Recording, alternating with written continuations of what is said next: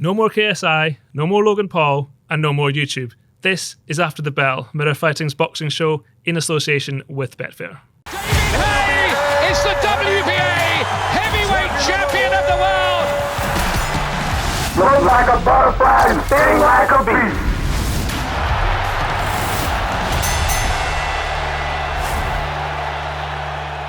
Welcome to After the Bell. We are back after a 2-week break thanks to KSI and Logan Paul, where we're going to talk real boxing this week. And we're going to start, George, with Lee McGregor, who took on Kash Farooq at the weekend. 2 unbeaten fighters, Lee McGregor getting the nod by split decision, but I haven't seen many people, if any, actually think that he won the fight. Yeah, it was real close. I made Farooq the winner, just through watching it, and it might split a lot more people down the line. I mean, I was up in Scotland the weekend, and everyone I spoke to wasn't sure of the result. Nothing was a foregone conclusion. I thought the better work came from Farooq. He landed what appeared to be the bigger shots. He looked much more neat and tidy. Second half of the fight, when he got the nasty cut above the eye, that sort of maybe affected his form a touch. I don't know whether it was obscuring his vision, or whether it just gave McGregor confidence, because then he had a bit of a change of tact, and he started getting on his back foot a little bit and letting Farooq walk onto shots. But with a point deducted, I made Farooq the winner. Close enough decision, but I thought Farooq deserved the nod. But what a fantastic fight! I mean, what a brilliant fight! For 2 very young pros, unbeaten, to go into that sort of fight, that sort of pressure fight where it's almost like a local derby, and I feel both fighters will improve after that fight and go on to bigger and better things. A really good fight to watch. Yeah, and it's worth sort of mentioning that they were both unbeaten. It was only McGregor's 8th fight. We should give them both credit for taking the fight in the first place. Yeah, no, definitely. I mean, it doesn't happen all the time, but it happens more often than not now. Fighters are they have the confidence to back themselves, but they have that desire to go on and test themselves. And credit to both of those guys. We've seen it a few times. Our box James DeGale, both unbeaten, British and Commonwealth title, similar to this. Josh Taylor up in Scotland did it against O'Hara Davis. 2 unbeaten fighters. Sometimes you don't know who's going to win. But McGregor, who turned pro with Cyclone and started his pro career, I was training alongside him with Shane McGuigan, and the improvements he made were phenomenal. Obviously mixing with more experienced fighters, but he held his own in all the conditioning sessions and all the the punching sessions, and I think he won the Commonwealth title after only 3 or 4 fights, which is just phenomenal to just get to that 12-round conditioning status so quickly. You have to move quick, obviously, as a lighter fighter. There's not that much competition, but fair play to him. He's had tough challenges asked of him, and he's always stepped up. Granted, it was a real close call. I watched his post-fight interview, and he definitely thought he won. It was one of them fights where I bet when you're thinking and feeling, you will feel like you've won. You'll go back and review, but as I say, I believe both fighters will go on to become better fighters after being involved in that sort of dust up. Probably. Outside of the ring, I'm not sure anyone's had a tougher time over the last few years than McGregor. I think he lost his mum, his 2 grandparents, and then his auntie. I think he lost her a week ago.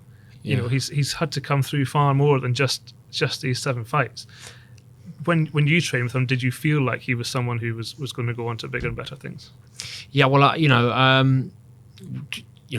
credit to Cyclone, that they try and carve out some diamonds in the rough in the Celtic sort of areas, in Ireland, in Scotland, in the rural areas, and they see guys and they nurture them really well.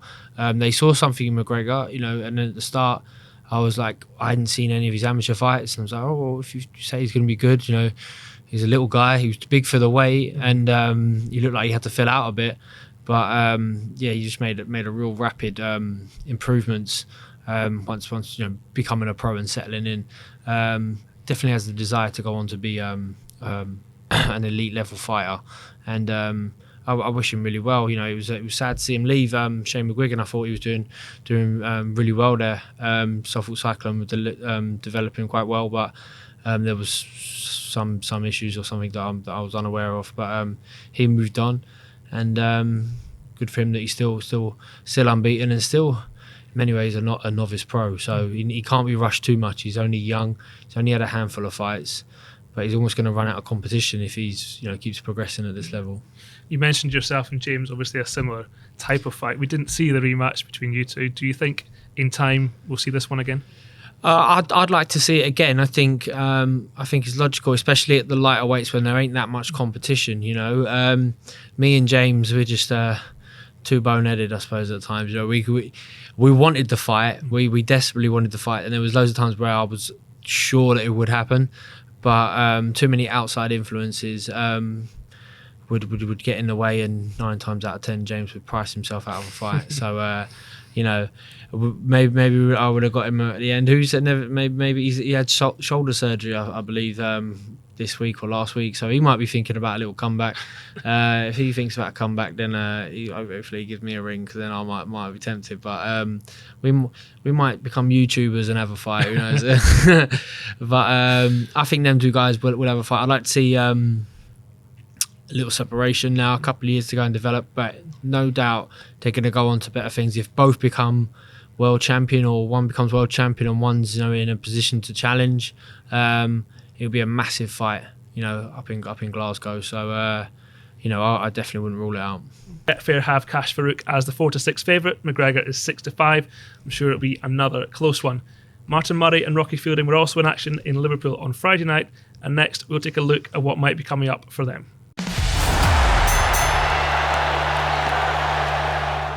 So on Friday night, there were routine wins for Rocky Fielding and Martin Murray. We'll start with Rocky Fielding, George. At the time, you were the WBA super middleweight world champion. Fielding had the regular title, I think I'm right in saying. He then, if I may say, effectively sold it to Canelo. He took the fight, was never going to win the fight. He's now talking about big fights next year. Realistically, though, he's 5-1 with Betfair to win a world title. Is he going to get back to that level? Is he even on that level? I'm not sure. I mean, Rocky won world title at the same time as me, so he adds his name to that list. It's just disappointing, probably for both of us, that it makes it a little bit confusing that we both hold the same belt at the same time in theory. But much like most things, he wasn't really considered a full world champion. Maybe harshly so, just because I was the super champion. Second, he lost it to Canelo. Then Canelo was a full world champion, which is kind of moronic in many ways. I remember arguing about the status of a WBC belt when I was fighting Callum Smiths, because I was told that it's a diamond belt and that's a world title, and then all of a sudden it wasn't a world title. So it can get a bit confusing out there with the governing bodies. But yeah, Rocky Fielding back in action, back with a win, a kind of, as you say, a routine win. He's such a laid-back character. He never comes across with that major desire to go on and become a world champion. If he's a logical fight will be to fight maybe Callum Smith in Liverpool again, because it's all Liverpool affair. But obviously they've already boxed, and it was such a conclusive outcome the first time. It would be a little bit difficult to sell. That kind of commercially took him a long time to recover from, because they were building that as a 50-50 fight, and then he gets blown away in one round. So took a little bit of time to rebuild, but won a world title. Lost it real quick to Canelo, but there's no disrespect in losing to Canelo. But where's the next opportunity going to come? Because it was kind of a bit of a gift beating Tyrone Zoiga, who's would struggle to win a British title. I think over here if he was British, but being German and with the German backing, won a world title. And so yeah, looking at the current super middleweight climate, super middleweights probably have dipped over the last year or so, but you got Caleb Plant, who's the IBF world champion, who's now coming into his own, probably peaking. Callum Smith, you got Benavidez, who we spoke about a long time, but now is in good form, WBC champion. WBO was vacated. Oh, is Billy Joe Saunders? Yeah. That could be a fight. I mean, Billy Joe Saunders is not a super middleweight. Blows hot and cold. It's a all British affair. It will be promoted either by MTK or Matchroom. So that will probably be his best and most logical route to becoming a world champion. I'm sure Billy Joe Saunders will be up for taking that fight. And so that would probably be where I'd say Rocky's best opportunity to become world champion would be. Did you ever come close to fighting him? I guess you went to the Super Fielding, Series. no. We never came close. I think I was always a touch ahead of him. Didn't know whether it'd be thrown in the mix, for both of us to fight each other when I was on the rebuilding phase before boxing Chudinov. I think, his name was never put forward. I ended up fighting David Brophy from Scotland. A long time ago, we did a bit of sparring in Crystal Palace, and I think his name was Michael then. And I'd nenever put two and two together for a long time, but I'm sure we did because there can't be that many fieldings around the same weight from Liverpool. But he's I don't think he might tell a different story. Maybe something I don't, but I don't think we was ever really that close to fighting. One person you did fight was Martin Murray. Not a too dissimilar career path to yourself. He's had 4 world title shots, yet to win one, although arguably was robbed in his very first one. Since he lost to Hassan Mdan, which was sort of his last chance to maybe get a shot, he's had 2 fights, both on points, at 170 and 171 pounds, which is not obviously just above super middleweight.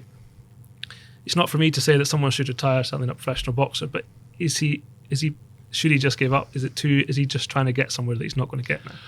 It depends what his motivation is now, and why he's boxing. I thought he had retired after the Ndam fight, where he lost close enough decision. Thought he deserved the nod. Thought that was going to push him in line for a world title fight, and it didn't. And then he just he called it a day. He felt like too many things to overcome. But he's had a couple of fights back since, and the last fight again is not going to push him towards a world title fight. He's not making the super middleweight limit, so it's kind of like it's a strange one. Maybe he's boxing for other reasons. I mean, being a professional boxer does open the door for a lot of other opportunities. He's up mixing in a lively crowd of boxers, where there's a lot going on. So it seemed like maybe his next point of call would be in a different position in boxing, whether that maybe be a coach or even a manager, because he's experienced so many things in his career and some difficult situations that he's faced. But I mean, I don't see where he fights for a world title anytime soon. Maybe just taking it a little bit easier, but I think he must be in his mid-30s now. 37 now. 37. Yeah. So he's got posts lots of things online. He's got a lovely family by the looks of it. He's been through a lot in boxing. It's not for me to say when someone should maybe retire or not, but if he's flirted with the idea before and has retired, whether that was just a knee-jerk reaction to losing. But yeah, becoming a world champion, which would be a sad thing if he didn't do. But maybe that is just the romance of boxing, and I kind of don't really see where it's going to happen for him. Well, Martin Murray is indeed 33-1 to win a world title with Betfair, which probably says it all. Next up, we'll look ahead to this weekend, a packed weekend of boxing. Callum Smith and Deontay Wilder in action. Callum Smith returns this weekend to defend his world super middleweight title for the second time since winning it against George Groves in the World Boxing Super Series. He takes on John Ryder, an all-British class. George, not perhaps the fight he would have wanted after coming out of the World Boxing Super Series. Is there a reason, do you think, that he sort of struggled for momentum since then? It's a strange one. I mean, he would have got paid very well. We all got paid very, very well in the tournament, and then you come out of the tournament and you hope that the tournament has developed your profile big enough that your commercial value goes with it. He never had any big fights before. the whole tournament was pretty low key for him, apart from fighting me in the final where it was a world title, but it was on ITV pay-per-view and it wasn't particularly advertised very well, and it was out in Saudi Arabia, so no one really got to see him win. But he's come out of it as the number one in the division, Ring Magazine champion, and undefeated champion. So, he's then got to find the right fights that create the value that that he wants, and seemed like the first fight was on the Anthony Joshua undercard. It was, and it seemed like the reason they did that was because there was budget there, for his purse. He fought Endam, who's a career middleweight. It was a soft touch for a first fight back, and he's kind of had his name attached to some bigger fights, the Canelos, the Golovkins, but I couldn't really see how those sort of guys would want to fight Callum Smith, because Callum Smith doesn't bring any commercial value to the table, and he's 6'4" and he's a huge, super middleweight, and these guys are, middleweights. Obviously, Canelo's now breaking boundaries, beating Kovalev, but he might have seen something that most of us hadn't, and there was some strict rehydration clauses in that, which always pay dividend, for the smaller guys. So they've talked about fighting at Liverpool's football ground time and time again, and I'm not sure if he carries the status alone. I don't see how a big American superstar or someone who is a star in the States will come to Liverpool to fight him. The next best thing is always a British dust-up. And John Ryder, to his credit, has sort of fought himself into a legitimate position. He's had some real good wins of late. He stepped up to the mark when people thought he wouldn't be quite good enough. And even though he's had, in many ways, a slow burner career, the loss against Billy Joe Saunders earlier on, lost on a cut against Nick Blackwell, I think it was. He's now campaigning at super middleweight, and rightfully so is in a position to fight for a world title.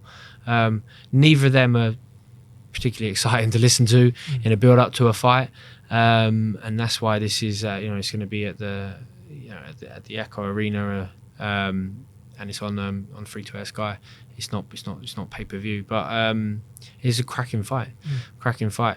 I make Callum Smith the favourite, and probably the heavy favourite. I don't think Fielding's boxed anywhere near that sort of level yet. Ryder, sorry, but it's an interesting fight. Southpaw Ryder, he has a knack for getting in there, so we'll have to wait and see. Yeah. You mentioned Callum Smith obviously being big at the weight. I think he's been big at the weight ever since he turned pro. Everyone's always been surprised that he still makes that super middleweight limit. But apart from his size, was there anything that surprised you when you were in there? Yeah, I mean, he definitely got punch power. I just wasn't good on that night. I wasn't right on that one. I had to. I wasn't fit. I had to crash the weight. Loads of things that wasn't good for me, and would have had an effect on the outcome. But he's a big guy, so he can fight at range, and he's happy to let his hands go. What doesn't work for him is he does blow hot and cold. So if he's not up for the occasion, then a different Callum Smith shows up. And he was lackluster in the semi-finals of the tournament that we boxed in, and also in the quarters when he boxed the Swedish guy. So both them fights, you're looking at him and he looks almost like an average fighter. But then when he switches it on, he stopped me, he put Rocky Fielding away in a round, and I think he'll have to be switched on for this one against Ryder, because even though he might have felt he's campaigned at a higher level, he's back in Liverpool. Everyone's going to see him fight now, and he wants to establish himself and also make some waves to open up the doors for potentially bigger fights. I think he has the size to maybe move up to light heavyweight, which is a much more thriving division at the moment. More exciting fights. But he's a handful. He's a handful, Callum Smith. Definitely. You mentioned obviously John Ryder. He ran Billy Joe Saunders very, very close when they fought, which actually was a long time ago. But he has since then lost to. You mentioned Blackwell. He's lost to Jack Arnfield. He lost to Rocky Fielding. But he's sort of, as you mentioned, he's come under the radar. He's been with Matchroom, but he hasn't had the same backing as some other fighters. this presumably is his, not say his last chance, but this is definitely the biggest fight of his career. And at least he's coming, unlike maybe Hassan and Dan, maybe at least he's coming to win the fight. Oh, he definitely is. And, Ryder has been on the circuit for a long time. We actually boxed each other in the ABA Northwest divisions of London Divs back in 2007 or 8, I think it was. So, and then he was I think he'd won the novices and he was an unbeaten amateur fighter. They were really raving about him. And he, his pro career is, that he spoke about pretty well, but as you say, it didn't really gain much momentum, and it has taken him a long time to get to where he is now. But he now works with my former strength and conditioning coach, Dan Lawrence, and Dan gives me plenty of updates and says that he's on fire. He's training better than ever, and they are supremely confident of this fight. And there might be an upset on the cards. He's a southpaw rider, and he's going to have to give away significant height to Smith, but in some ways being so small makes him that much harder to hit, and he's going to have to come inside under the hands and let and work away inside. He's not going to obviously be able to compete at long range, but Smith likes to fight in close anyway, so this might be a real who can win it at close quarters. Being the southpaw, you have to keep creating the angles and finding a home for his big shots. But they're confident, and I think he'll know that these opportunities, he's had to wait an awful long time for this, and it might not necessarily come again. So Ryder will be up for it. As I say, he's in good form. He put Jamie Cox away in 2 rounds, I think it was, and he's had some real good wins since. So I'm looking forward to it. It'll be a good fight. If you do fancy the upset, John Ryder is 10-1 with Betfair. Callum Smith a prohibitive 20-1 on to win, and 4-9 to win by knockout. Later on Saturday night, we head to Las Vegas and a heavyweight rematch between Deontay Wilder and Luis Ortiz. Lots of storylines in this, George, but let's start with the fight itself. Obviously, the last time was probably Wilder's toughest fight to date. Maybe the first time he'd been really in trouble. Eventually came through it. Are you surprised that he's giving Ortiz a rematch? I am a little bit.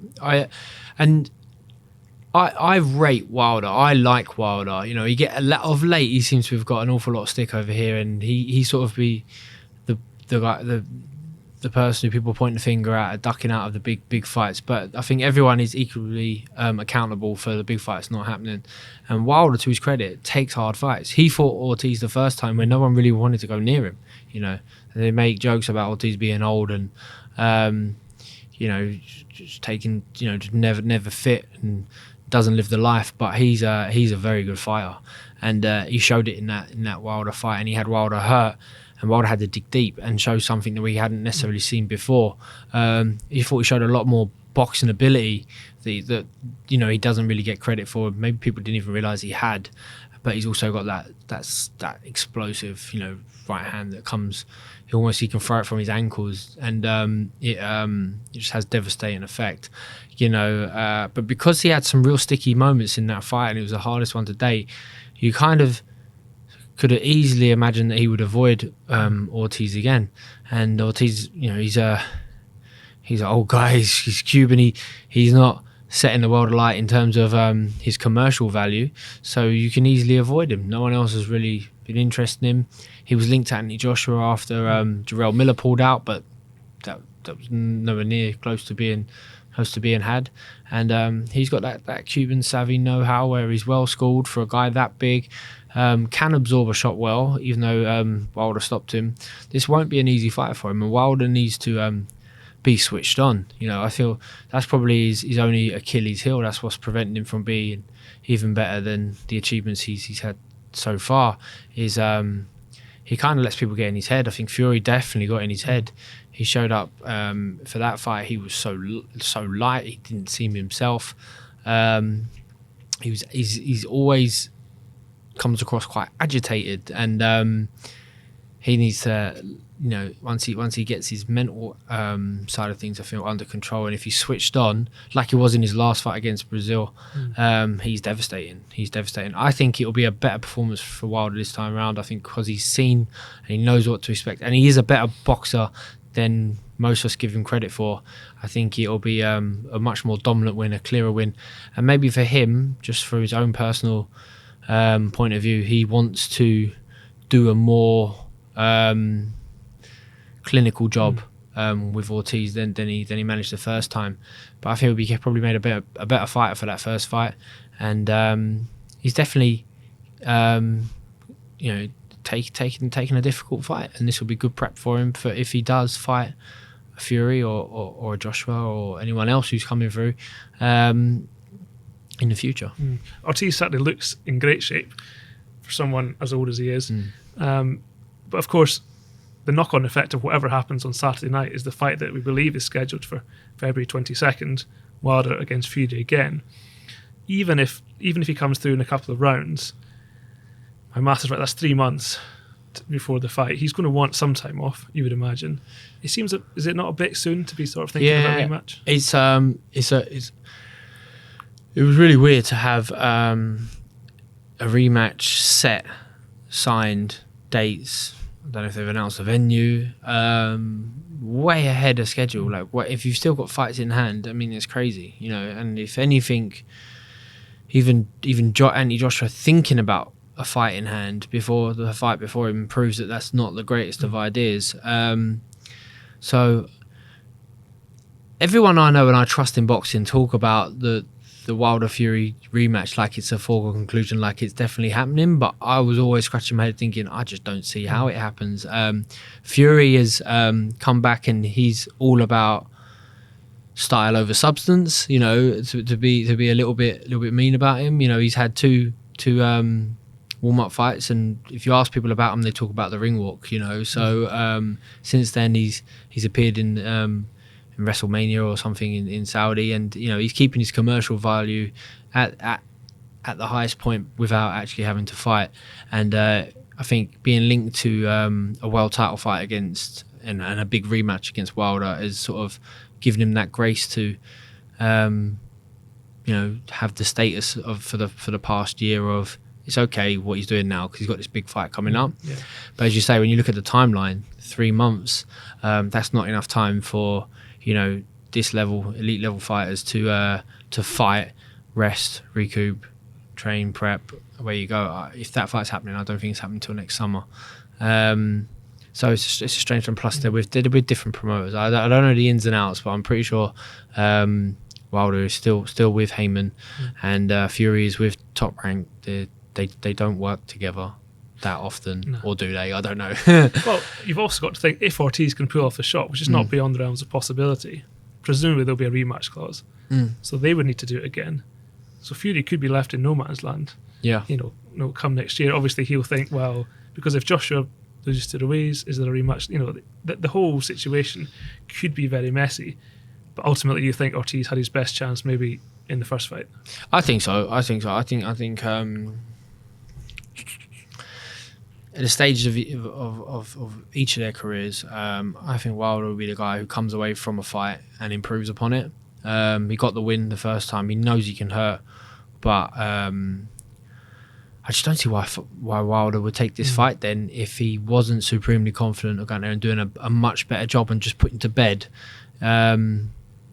what happened in the first fight where there was question marks raised. So yeah, I'm going to go with a Wilder win, a big win, and I think if he does blow him away, then that really puts the cat amongst the pigeons, and then you are debating who is the best heavyweight in the world right now, and struggling not to put Wilder in the mix. Well, Betfair agree with George. Wilder's 6-1 on to beat Luis Ortiz, who's 9-2, and the knockout from Wilder most likely at 3-10. That is all for this week. We'll be back next week to discuss Callum Smith, Deontay Wilder fights, and look ahead to Carl Frampton, who returns in Las Vegas.